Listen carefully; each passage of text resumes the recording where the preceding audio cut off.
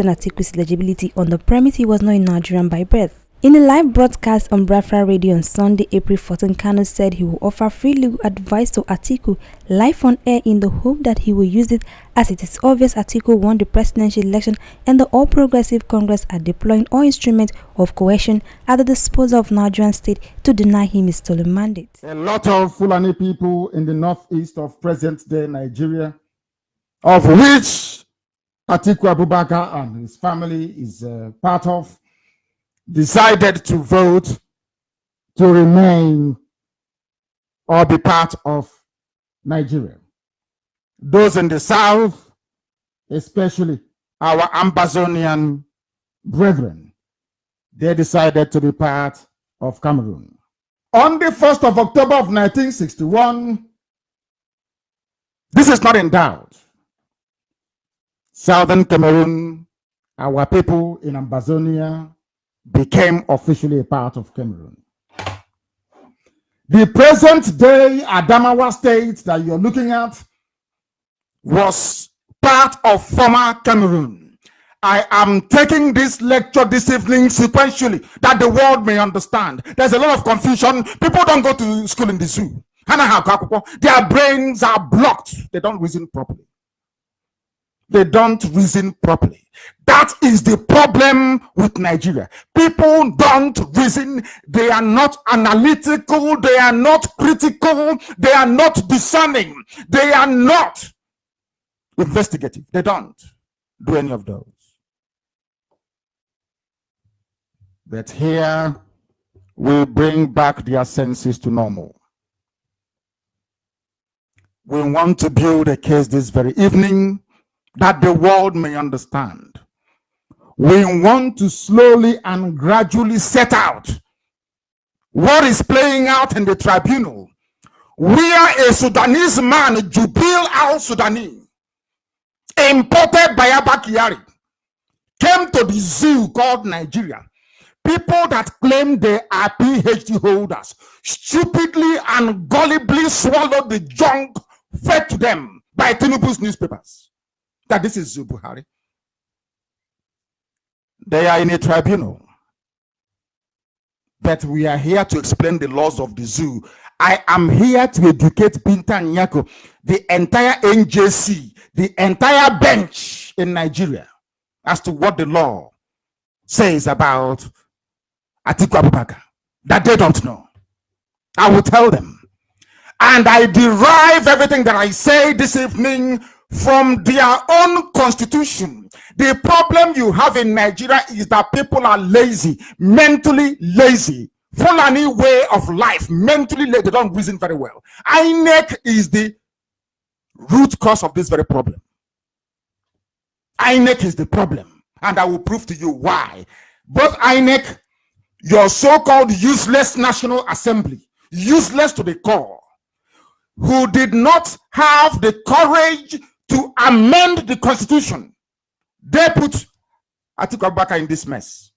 Not Atiku Abubakar, no. They put him in this mess. Some of you don't know that those of us born in Biafra between 67 and 70, do you know that none of you can contest for the presidency of Nigeria? But we'll get to that later. And I'll prove it to you with facts and figures using the zoo constitution. So I strongly suggest that as you get your pen and paper this evening, you also get a copy or make reference to a copy of the zoo constitution because it is there. That Jubril is from Sudan. Oh, that's real. I said I would destroy Nigeria with the truth. They thought it was a joke. Oh, leave him. He's looking for fame. He wants to be famous. He's an opportunist. An opportunist is now educating the entire judiciary in Nigeria. The so-called senior advocates will listen to Radio Biafra, lift everything I say here to go and depose before a judge in a court of law. And the ones I had at school. And I didn't even read law, for information. I read political economics. For your information, I did not read law. Imagine if I had read law. My goodness. We must proceed. The Adamawa region you're looking at today, from which they carved out Adamawa state, was part of Cameroon before. That is the truth. You know the Lamido of Adamawa. You know the area, the Lamido. You know all the Adamawa people. They have relatives in Cameroon today answering Adamawa. Write all these things down on a piece of paper and follow it sequentially. Not when you come to social media. No, Atiku was the president, vice president for 8 years because of that. You are arguing like a blind person, an untutored soul. Here we will educate you. I'm learned. Why won't I be proud? I am learned.